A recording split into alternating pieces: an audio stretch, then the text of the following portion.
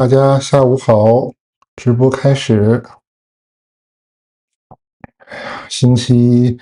我们就蹭一蹭王教主的流量。前几天他直播里面，随口提了一句，好像是聊天室里面有一位观众跟大家推荐买这个 LOAM 的膳食纤维素。之前我也跟大家推荐过这个膳食纤维素嘛，但是 LOAM 这个纤维素产品呢，我原来知道，但是一直没跟这个朋友推荐过。首要原因肯定就是这个王教授说的贵嘛，就它这个算下来太贵了。但是除了贵之外呢，就其实它的一些产品的理念我也不是太认可，而且我查了一些东西呢，它也是有一些问题的，不是说贵就是好的，贵就是没问题，然后贵能解决一切问题。它贵有贵的好处，但是并不是说完美无缺的。然后今天呢，我就正好就着这个话题跟大家聊一聊，然后把这个常见的这个产品都跟大家说一说。首先，大家要先了解这个膳食纤维是什么呢？它其实最主要解决的一个痛点是很常见的一个现代都市病，就是脾虚湿盛。很多人呢，大便黏腻，冲不干净，就是你大便完以后啊，冲水马桶嘛一冲，老是冲不干净，粘在马桶上，你还得用马桶刷啊，或者是其他的清洁液才能冲干净，或者是呢，就是慢性腹泻，这个大便老是不成形的，不能成为说咱们说那种比较理想的香蕉便，就或者就是这种慢性的腹泻、便秘，老是交替，老是不是很正常。这个呢，其实就是和现代人的这种饮食结构还有生活习惯有很大的关系。中医里面就叫脾虚湿盛嘛，就跟脾虚有很大的关系。运动少啊，然后饮食不规律啊，还有就是一个很大的原因，从现代的营养学来说，就是膳食纤维素摄入的不够。不够到多少呢？根据很多的这种医学和营养学的机构呢，成年人每天的膳食纤维的目标摄入量应该是25克到38克之间。美国的医学研究院呢是建议成年女性每天要摄入25克，成年男性呢要摄入更多，每天是建议摄入38克。很多这种健康组织呢也是建议最少摄入30克的膳食纤维，这样才能保持这个肠道微生态的健康。可是根据很多调查呢，就是现在的90%到95%的现代成年人都是没有办法达到这个推荐摄入量的，平均的摄入量实际只是在15克到18克左右，形成一个很大的纤维缺口，你就至少差一半嘛。那它为什么现在的这种饮食很难达标呢？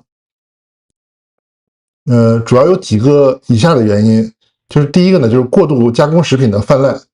就等于我们日常现在吃的各种深加工食品，还有包装食品太多了。这些食物原本就是天然的那种纤维呢，就已经在加工的过程当中就被大量的剥离或者破坏掉了，导致你最后吃到嘴里面这个成品的食物就几乎不含纤维素。还有一个呢，就是说现在的生活节奏嘛，你现在生活节奏非常快，很忙碌，那为了追求这种效率还有便利，好多人就会吃那种速食食品或者是方便食品，然后你就没有时间去好好的说准备啊、做菜啊，就像那种富含天然纤维的食品，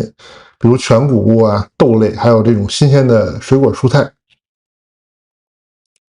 很多研究都指出，就是说跟100年前，就是上个世纪比，现代人每天摄入的纤维量可能就只有以前的1/5到1/10。这种就不光是导致这种消化的便秘啊，这种腹泻的问题，它实际上是让这个现代人这个肠道微生态就是多样性它是严重下降的。尤其是我们华人嘛，就习惯吃这种炒菜，吃这种热菜，新鲜的这种蔬菜水果、生菜这种吃的相对比较少。你要有意识的去吃这种生菜吧，可能好多人的脾胃还不适应。那怎么能通过这种普通的食物可以达到这个摄入足够的纤维素呢？就大家可以有意识的在饮食结构里面增加一些那种高纤维的食物。首先呢，就是豆类，甭管是扁豆、豌豆还是各种豆吧，我们家就经常买那个红豆，做馅儿或者是做菜，有的时候也放一点，然后绿豆也是。但其他的豆子，你像什么鹰嘴豆，这边加拿大超市常卖的那个叫什么呃肾豆，就是腰豆，还是我不知道中文怎么说呀，反正就是那种形状的豆子吧，就咱们吃的比较少。还有就是种子类的，比如像超市经常有卖那个奇亚籽，其实就是很好的膳食纤维。还有我自己呢，就是每天早餐我会吃这个燕麦。然后我们家经常拿那个王教主推荐那个福库那电饭锅嘛，就是做那个叫糙米胚芽饭，那个也是很好的膳食纤维补充。然后呢有一个就是黑麦面包或者全麦面包，这个也都是很好的。然后水果就是像苹果、梨、香蕉这种都是纤维比较高的。蔬菜里面像绿叶菜、胡萝卜这种都是膳食纤维比较高的。那大家怎么去改善这个三餐呢？有一些简单的办法。最简单的就是你用这个主食替换法，比如说就是大家平常喜欢吃这个白米饭嘛，可以稍微加一点糙米，或者你掺着啊，或者是专门做这个糙米胚芽饭。就是那个福库它有一个那个电饭锅有一个功能嘛，就是让那个糙米在这个电饭锅里面先开花，然后再做，那个口感也挺好的，吃起来很舒服。还有就是，好多人早餐吃那个麦片啊，都是弄那种速食麦片，那种就是纤维其实就很少了。我推荐大家可以去 Costco 啊或超市里面找那种刚切的，就是那种燕麦粒儿，它不是那种燕麦片或者是速食的那种加工过的那种燕麦，那个就是有很多的膳食纤维，然后从健康角度也是更好。还有就是大家尽量少吃白面包吧。白面包虽然口感可能更舒服一点，但它其实是属于深加工食品的。最好还是用那种全麦面包、黑麦面包。这边超市我经常去，那个沃尔玛，还有那叫 Freshco 有一款就是立陶宛出的那个黑麦面包，我觉得特别好。哎呀，最近吃了美团的车前子壳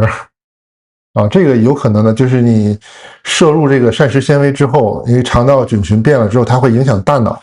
所以你之前可能睡眠不足，吃完之后有可能会变得特别爱睡觉，而且睡眠质量应该是有改善的。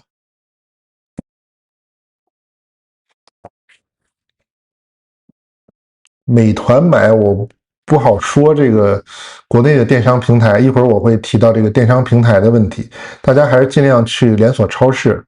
亚马逊我虽然放链接，但是大家看自己所在的地区吧，因为你如果是车前子壳那个还好，但如果是那种发酵性的纤维素，比如 Weber 的或者是 LOAM 的，它们有一些益生菌在里面，如果它不是冷链储存，就是在一些高温的情况下，这个益生菌是会受损，就可能就没有益生菌的效果了。这是刚才说到哪儿了？说到呃黑麦面包，对，就是 Breadco 它有两款，就是那种在那个冷冻柜里，它不是放在普通的面包那个货架里面，它是在冷冻里面，冷冻了之后一整块大黑麦面包，然后大家买回来之后呢，我是先趁着它没有冻得那么瓷实，就切成片儿，切成片儿之后，一部分放在这个放在这个室温，然后一部分呢就是放在它那个冷冻里面，然后准备吃之前呢，再从这拿出来放到室温常温去解冻一下。好多人把那个面包，尤其我看这个新移民他可能不是太懂啊，就是面包呢是不能放在这个冷藏里面的。好多人以为说我放这个外面这边加拿大这边这个普通的面包它不加科技狠活嘛，就保质期特别短。然后加拿大这环境也好，好多人放在这个桌面上啊，很快他就发现长毛了，发霉了，就觉得很可惜。然后说放在这个冷藏里面，觉得能多放几天，但实际上那个冷藏里面它是比较潮湿的，是更容易让这个面包发霉。大家就是适量的买，然后最好就是现买现吃，这样最新鲜。如果说是不能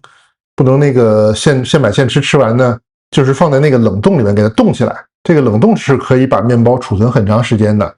然后拿出来的时候呢，稍微化一化或者不化。你像我自己早餐的话，我都不化，就直接放到那烤面包机里面，就是那面包片那个加热的那个嘛，直接放在里面。它有一个解冻功能，这边面包机都是有这个解冻功能。你加上解冻功能之后，很快2-3分钟它就可以烤出来，跟那个刚烤出来的口感是一样的。哎，杨娜好啊，感谢你这个捧场啊。这是面包。然后大家也可以考虑，就是在这个酸奶里边啊，或者牛奶里边加上那个奇亚籽，奇亚籽这个纤维含量也是很高的。然后大家像是炖肉啊，或者炒菜，就可以加那种扁豆或者豆角类，都是可以拉高这个纤维素的总量的。然后就是说有一个很重要的是，大家吃这个果汁的时候啊，尽量少吃果汁儿，因为果汁它把这个水果打成果汁，尤其是像橙汁这种，就基本上就没有完整的纤维素了，就完全被破坏了。你直接吃这种新鲜的水果，可以摄入更多的纤维，而且是可以摄入那种天然的果胶，它就是一种很好的那种可溶性的凝胶纤维，能够增加这种饱腹感，还有增加健康益处。那个是你喝果汁是没法比拟的。当然，像加拿大超市里面，它也有那种smooth，就是它打的这个果昔，那个相对会有一点纤维，但是还是不如你直接吃这种新鲜的水果。果汁你包括你自己买那水果，自己拿调理机榨汁儿，或者是榨汁机榨，那个都是把纤维都破坏了。摄入的纤维都会少很多。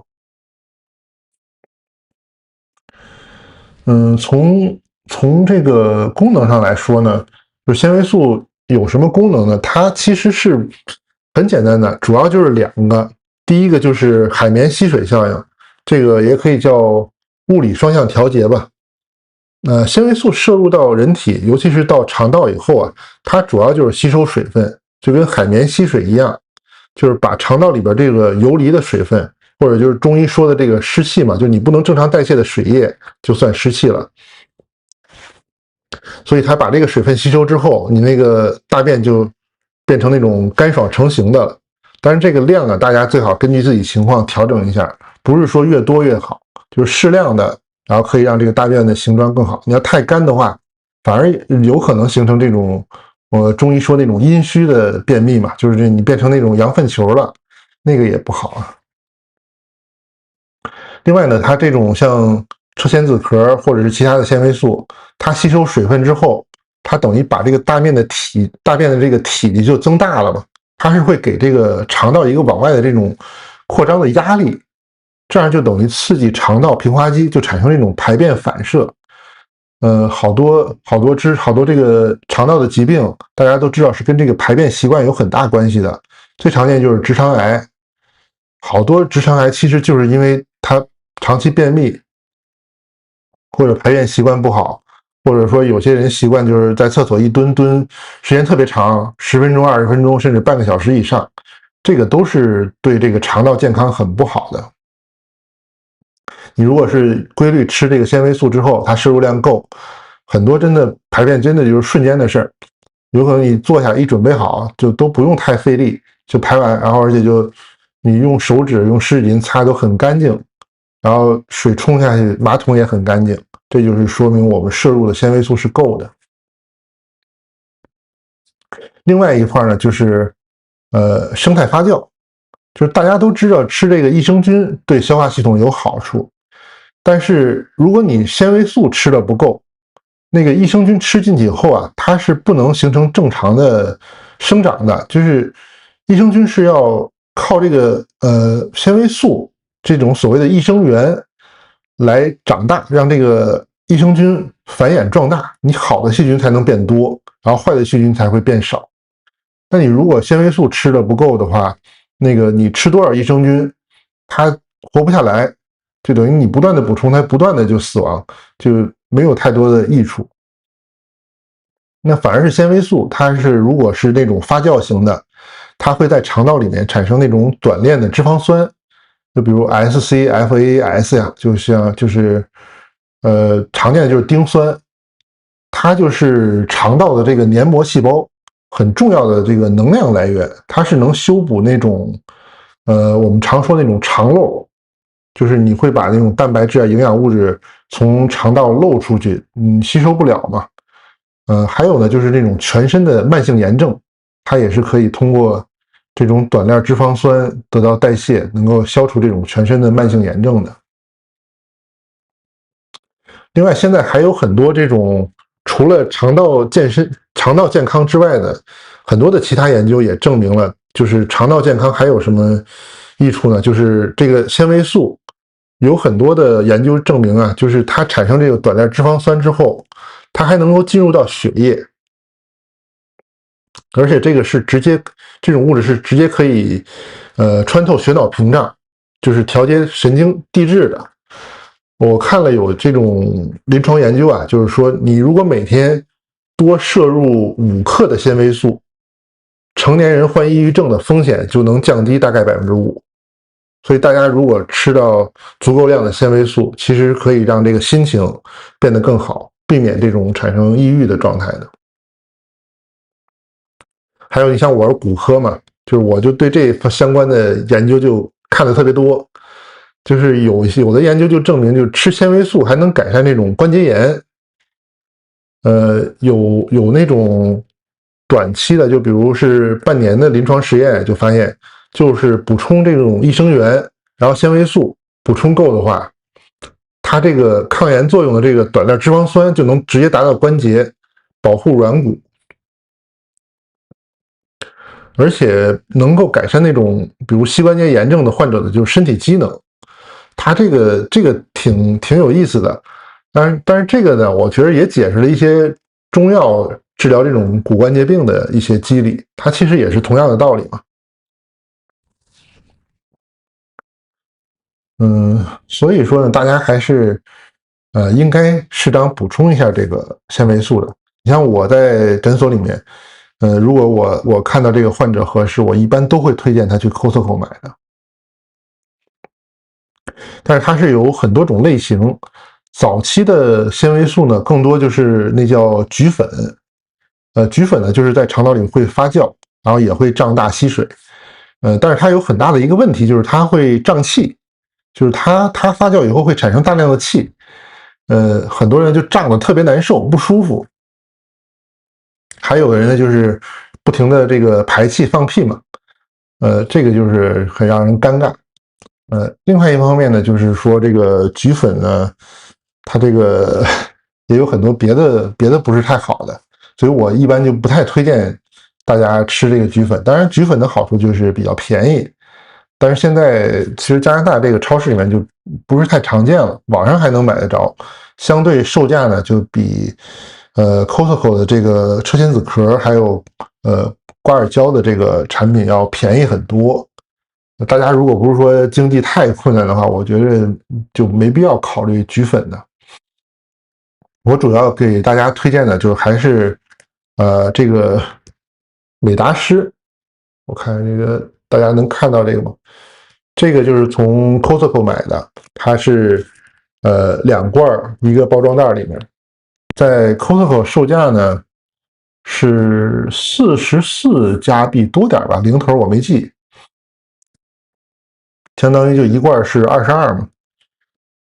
别的超市好像我看那个 FreshCo 它的药房这一罐好像就得卖40了，就是 Costco 等于便宜很多。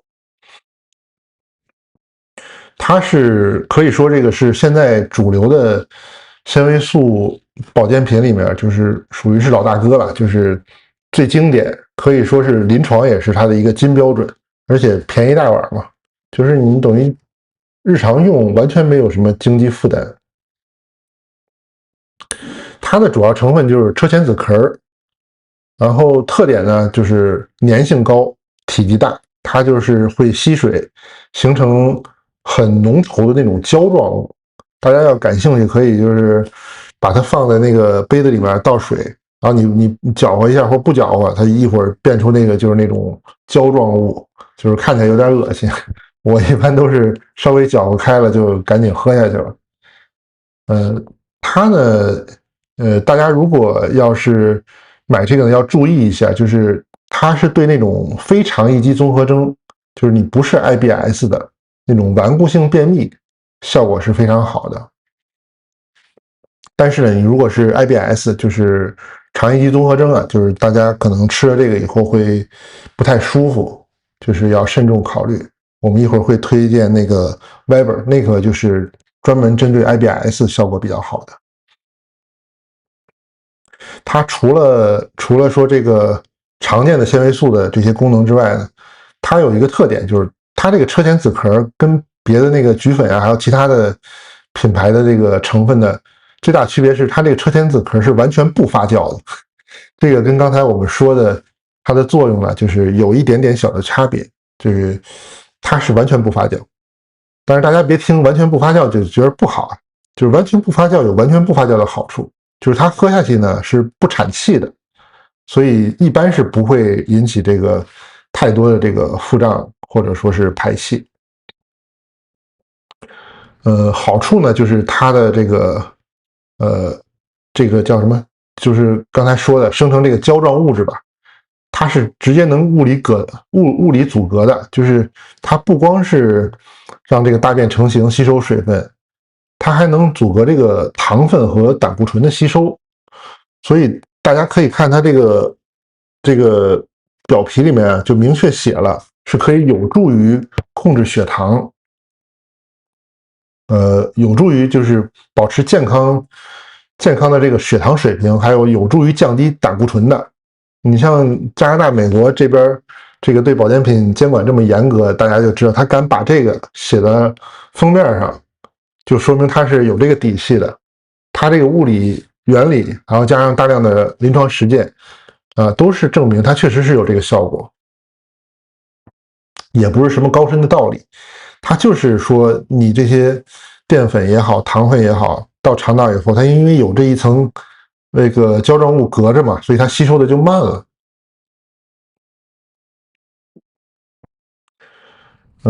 吸收的慢之后呢，它是它等于你就相当于你吃，我一般如果是为了控制血糖或者为了减肥嘛，大家就可以吃的时候呢是饭前吃，这样你这个腹部就很容易有这种饱腹感，就不容易饿了，不容易饿，你吃的自然就少了。其实和那个打那个叫什么，刚才就是在嘴边不对，司美格鲁肽，就是王教授打这个司美格鲁肽，其实是一个道理。但是呢，我觉得作用就是原理是倒过来的。你看司美格鲁肽，它是等于是直接把这个胃的功能，停住了嘛。然后就是我们说胃强脾弱，它不把这个脾加强，它反而让胃更弱。然后这个纤维素呢，它等于是增强脾的功能，它通过物理原理，然后让这个肠道，让它下面这个消化脾的这个功能、运化功能增强。然后呢，你脾增强之后，它又有这种饱腹感，你就不需要那么强的胃嘛，胃相对就是也弱一些，然后脾胃就得到一个相对协调的一个状态。嗯，这个是是这个叫美诗达。呃还有一个要注意的啊，就是刚才说它是没有发酵的嘛，所以它不光是阻隔这个胆固醇还有糖分的吸收，它也会阻止这个药的吸收。我之前讲那个斯美固，他也说过有那种斯美宝宝嘛，就是你打完针以后，它那个避孕药也不起作用了。如果大家是这个需要吃一些慢性病的这个药的，比如说降压药啊，或者是抗抑郁药，或者说其他的口服药吧，那你最好是和这个车前子壳这个纤维素隔开一段时间。至少我觉得你应该隔1个多小时以上吧，就是你吃完纤维素，你隔1个多小时，等它这个都排空了之后，你再吃口服药，这样这个口服药才能够吸收，要不然它也是影响这个口服药的吸收的。或者是你先吃需要吃的口服药，然后隔4、5个小时之后再吃这个纤维素，就把它分开，避免互相影响，包括一些保健品啊，比如鱼油之类的。冯博士也来了，欢迎！吃了3天了，非常好，应该对齿痕舌的人效果好。确实是有效果的。我这个推荐很多病人吃嘛，他们给我反馈基本都是正面的，没有听到这个太负面的反馈。而且有的那个真的是齿纹减得很快，因为齿痕它那个一个是舌头有点胖大有点肿，另一个就是它舌基这个力量，然后它不能够贴到上颚嘛，它落下来了，落下来就和这个下牙就形成挤压，就形成这种齿痕了。然后吃这个纤维素有一定的辅助的作用，但更多的我觉得还是需要锻炼，把颈肩这块打开，练练我们的棒铃，效果会更好。这个是车前子壳。大家买它这个美诗达这个产品啊，就是一定要看清楚标志，因为它这个品牌啊，产品特别多。像我是在那个油管社区里面放了几个链接嘛，大家看需要选择。就虽然它写的是无糖的，但是它这个黄盖的这个并不是完全没糖，它只是说没有传统糖，它里面是有那个阿拉斯甜的，就是代糖，是调节口味儿。我买的这个 Costco 版本是橘子味儿的。你要说，如果是对这个代糖特别在意的，那就不要买这种黄盖的。它有那个白盖的，就 Costco 也有卖的，就是也是同样牌子，白盖那种就是无色无味的，那个就是喝起来就纯锯末感，口感就是差一点。但是大家如果为了健康啊，就是这个观念比较强，不想吃代糖的，那可以买那种。我看亚马逊上面还有卖这个蓝莓口味的，我没吃过啊，我都是从 Costco 买的。还有其他口味的，好像。然后有一个那个写的可令的，那个是橘粉的。那如果担心说吃这种橘粉的，它便宜嘛，说但是它会胀气很厉害。然后还有一个办法就是拿那个可令那个橘粉的和这个车前子壳的，就是两个掺着喝，这就反而胀气就没那么厉害了。还有一个是它那个 Costco 也卖那个胶囊版，胶囊版我一般是不推荐买的，但是你如果说我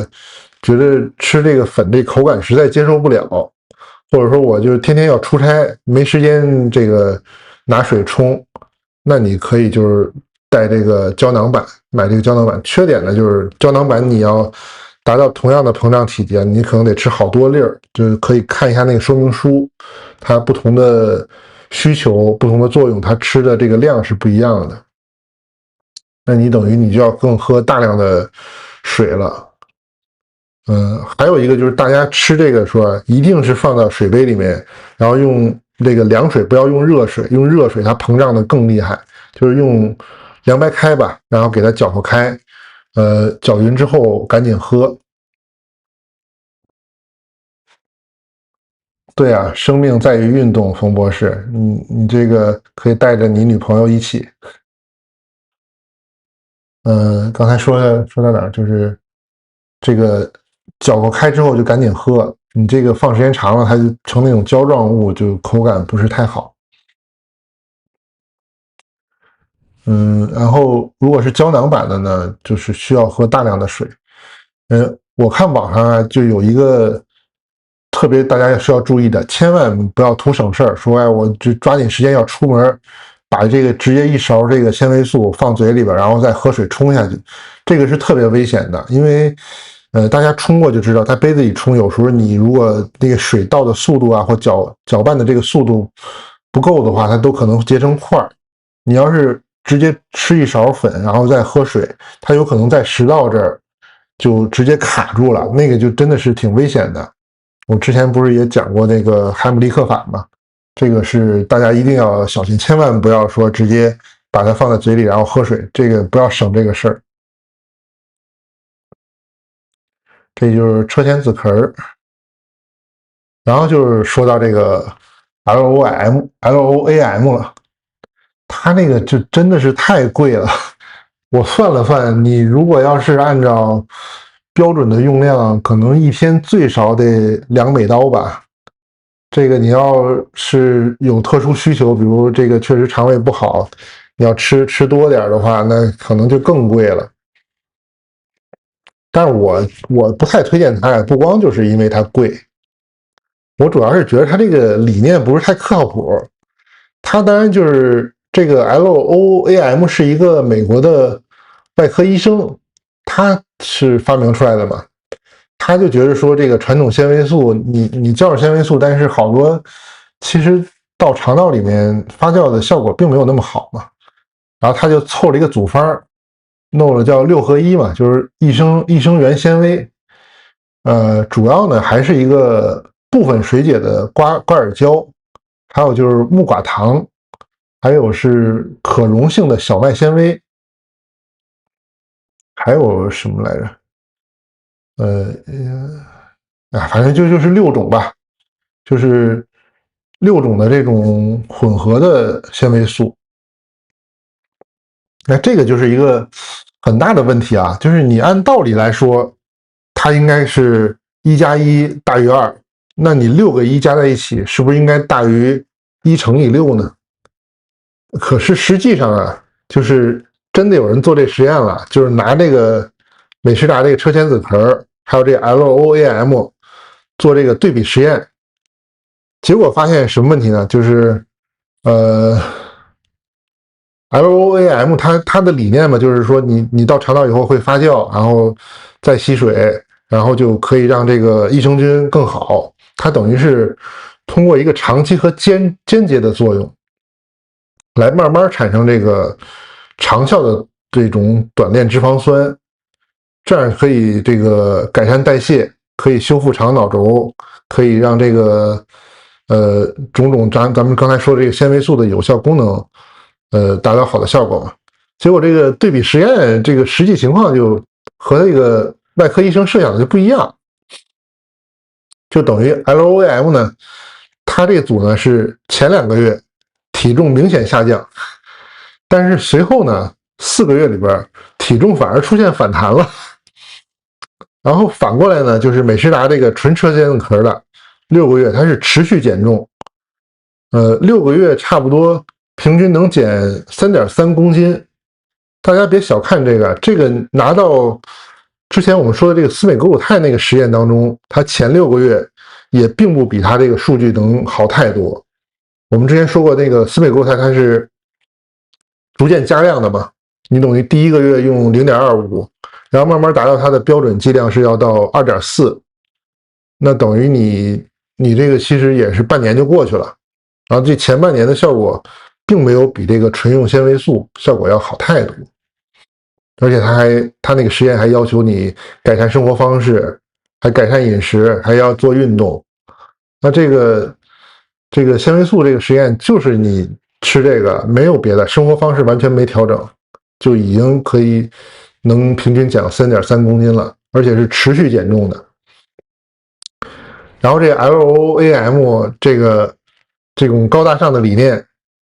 头2个月确实是比这个车前子壳要效果好，结果后面反而反弹了。这个我觉得是一个什么情况呢？就是我就这么理解啊，哦，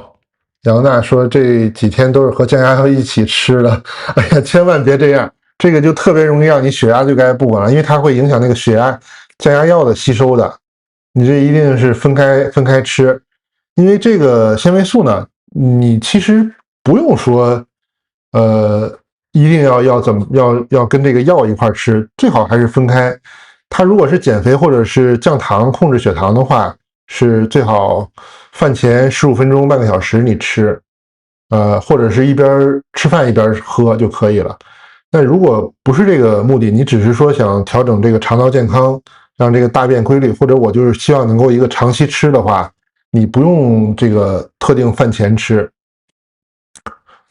可以任何时间。但是大家如果说想要让这个肠道健康，形成一个规律排便的话，大家最好选一个固定的时间，就比如我每天固定这个时间喝这个纤维素就可以了。所以是这样，就是千万不要跟这个药一块吃，保健品也是。你说我吃鱼油的时候和这一块，那等于你那个鱼油就白吃了，就全都没吸收，就直接排出去了。还跟你说，一勺粉半杯水，那个很危险的，就是一勺粉最少要250毫升水。我自己通常都是照着500或者更多来喝的。我是怎么想它这个 LOAM 它为什么没有这个达到它设想的那个效果呢？这个就是我老是和病人就普及这个观点。你像我的治疗理念就是这样，我治疗的话就是你需要针灸我就给你做针灸，然后需要推拿需要正骨我就做推拿正骨。我一般是很少说几项治疗都上的。我知道市场上可能是有很多的这个中医啊同行，他会能上的都上，就是饱和攻击，就跟那个打仗一样，这个离地离一遍，这个各种这个对地对空能上的全上，发散弹，总有能中的目标。但是我一直考虑就是什么呢？就是你人体它是有一个承载量的。就是我们健康的这种自愈的康复能力，它是有一个极限的，并不是你治疗的方式用的越多，它效果越好。很多时候，往往可能就你出现1+1小于2的情况，甚至出现1+1小于1的情况。比如我看到有的这个同行就是特别喜欢这个病人来了，先按摩，按摩完了再拔罐，拔完罐以后再扎针，扎完针最后临走再开一副药，就是能想到的方法都用上了。这个呢，坏处呢，就是我自己的观点啊，就是坏处就是第一个，如果病人好了，你不知道是哪个治疗给治好的，然后如果没治好，效果没那么理想，你也不知道为什么是没好的。这个就是你对你的技术提高，对你的这个诊断和治疗的这种精确性，是一个不太好的一个方式。而且你从治疗来说，你单位时间你要做的事情更多，那你出错的概率也更多。然后从病人的角度来考虑呢，就是他的身体的这个承受能力，他的这种自愈能力也是有极限的。就说我们比如说手上拉了一个伤口，它多少天长好，这是固定的。你不可能你说我治疗之后，它这瞬间就长好了，它是有一个自然恢复的一个过程的。难道我们说日常吃饭就是这个道理吗？比如我们去餐馆点菜，每个餐馆里边很多都是有一整本菜单，每一道菜你看上都想吃，但是你不可能把菜单上的每个菜都点到这一次饭里面吧？你的胃是有容量有限制的嘛？你不可能说我吃了一碗炒饭我就已经吃饱了，那再好的东西你就吃不下去了，或者吃下去只是给你的身体增加负担。那它像 LOAM 它这种6合1，你在实验室里面是说，哎，这个有什么功能，那个有什么功能啊，6种合在一起怎么互补，怎么可以各起各的作用，然后达到一个什么最大化的效果。但是人体是一个很复杂的一个环境啊，你把这个6合1的纤维素吃到肚子里面，吃到胃里面，然后它再进入到肠道里面，它就和实验室的环境是不一样的。那你怎么能保证它还能达到实验室的那个效果呢？那我刚才说了，就是实际上的临床实验就证明，你虽然你卖的贵，虽然你理念很先进，虽然你很多都是发酵的，那你最后的结果你反而还没有车前子壳这种经典的完全没发酵的这个纤维素效果好。那我觉得就是我觉得这个就变成6个1加在一起，反而没有1个1的效果好，更何况你这个卖的这么贵。那我觉得从消费者的角度考虑，我是很不推荐大家买这个 LOAM 的，也确实是没有这个必要，你花这个钱不值这个价。这就是 LOAM 说这么多，我就没买这个，所以也没样品，大家也看不着。我更推荐的就是大家也可以选择另外一个牌子，就是这个 Weber Naturals， 这是一个大牌子，就大家可以在超市里面看到很多保健品都是这个牌子的，它用的原材料都是很好的，而且质量也很好。像 Costco 卖的这个 Weber 的这个鱼油，就是我们家长期买的。大家买鱼油的时候也是一定要挑一下，不是说这个贵的就一定好的，或者说便宜的就好的。你像 Costco 自己牌的那个鱼油，主要的有2款还是3款，我都是详细对比过它那个成分表的，就它标的那个量很高，它那个每一盒的那个药粒数也比这个 Weber 那个要多很多，罐子就比这个 Weber 那个大差不多1/3吧。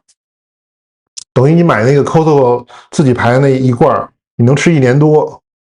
然后 Weber 那个你就可能吃不了那么长时间。但是它这个大厂子的好处就是它给你标的清清楚楚，它标的那个就是欧米伽3，然后含量是多少。然后你看那个 Costco 自己牌的那个，它也是标鱼油，然后标一个大含量。你看，哎呦，这个含量一对比数字，比这个 Weber 这高多了，那肯定是吃这合适啊。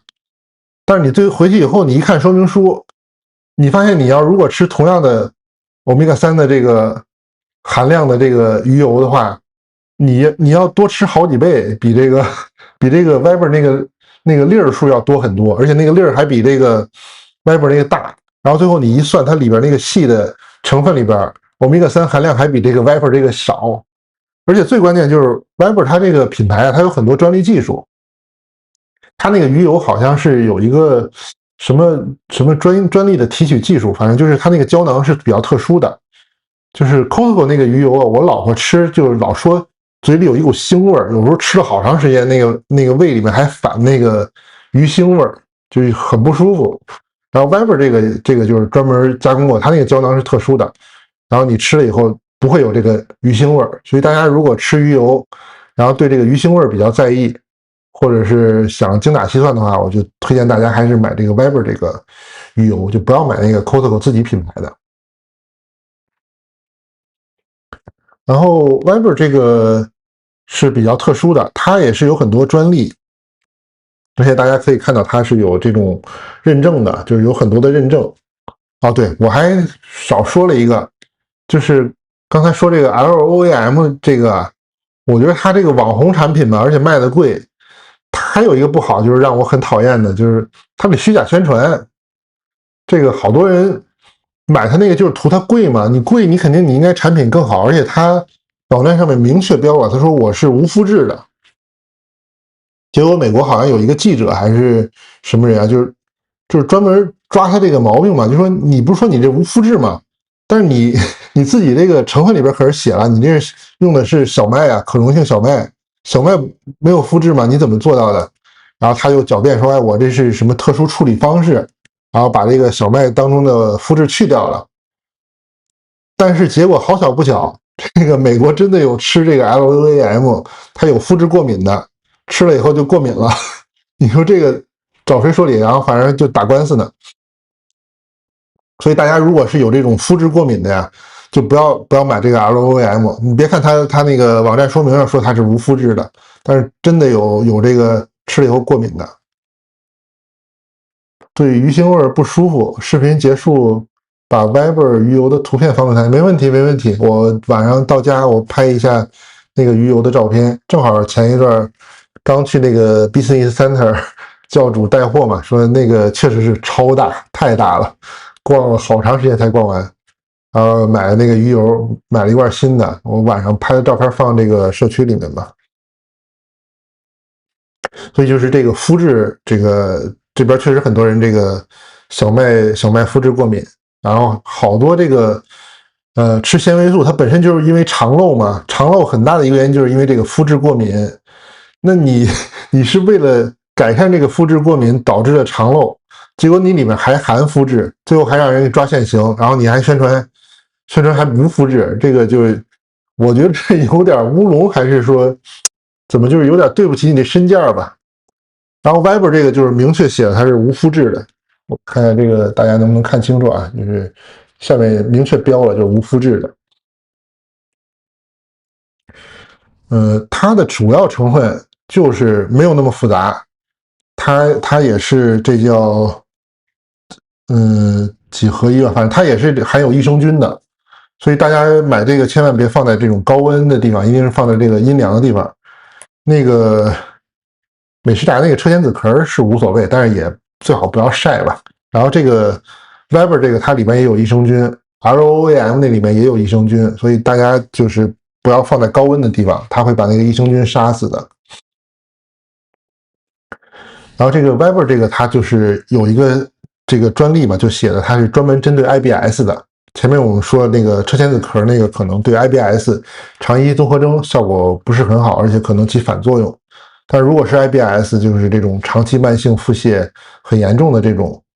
稍微一刺激这个就得往厕所跑，这种人挺多的。中医里面就通泻药方就是治这种啊，就等于他的肝的疏泄能力也出现问题了。这种好多还伴随这种情绪啊，有的人是一考试一紧张或者一焦虑，情绪一激动，他就得跑厕所，这种就是所谓的 IBS， 那就比较适合这个 Viber 这个牌子。LOM 那个也吹牛，也说它也行，但是我很打一个大的问号，因为这个网红产品就是卖的贵，但可能很多钱都是用来打广告。然后 Viber 这个大厂家，它这个认证很多，就是很规范的。它甚至好像有一个认证是每个月会有专人去超市去盲测它这个成分有没有这个和宣传的不一样。它这个好处就是刚才说的车前子壳的有的好处都有，然后而且它这个还有益生元的这种效果，有益生菌，对很多怕胀气啊，还有这种不舒服的人都是可以用的。嗯，它也不贵啊，这个在Costco 里面好像是一罐卖22刀吧。就等，不是一罐卖24刀，就等于刚才我们算那个美诗达那个车前子壳是44两罐，一罐就是22，这个就是一罐贵2加币，就基本我觉得可以忽略不计了嘛。就是，当然它含量也是少一点啊，这个是250克，然后车前子壳这个是600多克，等于那确实是要贵上不少，等于这个3罐两三罐才能等于这个车前子壳一罐嘛，那等于你确实是相当于比这个车前子壳贵1倍吧。但我觉得也是可以承受的。但是 LOAM 那个我觉得是太贵了，它那好像一个包装一小袋是10克的，那你要吃够30克，那个确实是有点太贵了，我觉得有点接受不了。关键就是我不认可他的理念，什么6合一啊？你这个把这整个菜单全都吃一遍，这个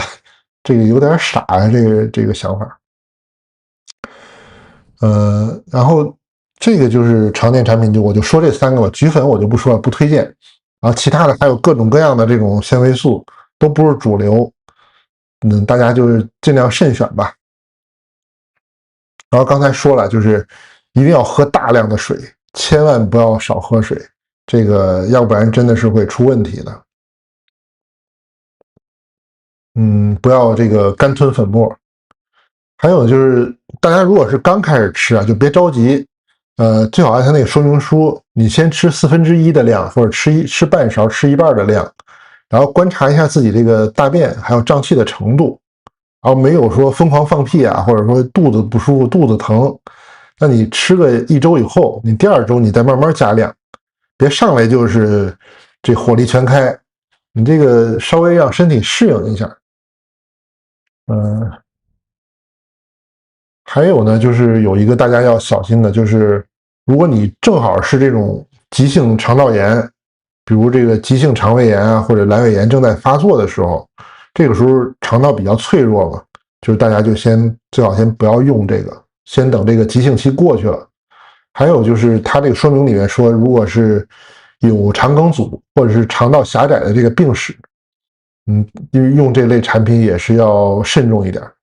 你要不然就干脆就不用，要不然你是很小很小的量开始，一点一点尝试，因为它这个突然增大体积，有可能把这个肠梗阻啊，或者是肠道狭窄的这个撑爆的，这个是有这种可能，大家要注意安全。